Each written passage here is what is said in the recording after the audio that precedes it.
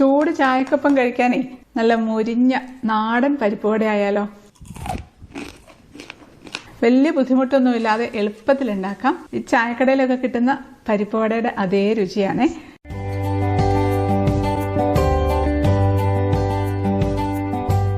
ഇപ്പോൾ പരിപ്പ് വട ഉണ്ടാക്കാനായിട്ട് എടുത്തിട്ടുള്ളത് വടപ്പരിപ്പാണ്.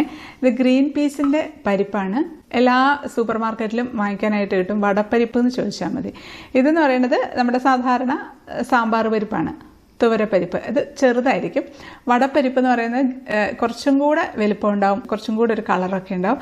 സമയത്ത് കടലപ്പരിപ്പാണെങ്കിൽ ഇതിലും വലുപ്പം കൂടുതലായിരിക്കും, കളറും കുറവായിരിക്കും. നമുക്ക് ഈ സാമ്പാർ പരിപ്പ് വെച്ചിട്ടും കടലപ്പരിപ്പ് വെച്ചിട്ടും പരിപ്പ് വട ഉണ്ടാക്കാം.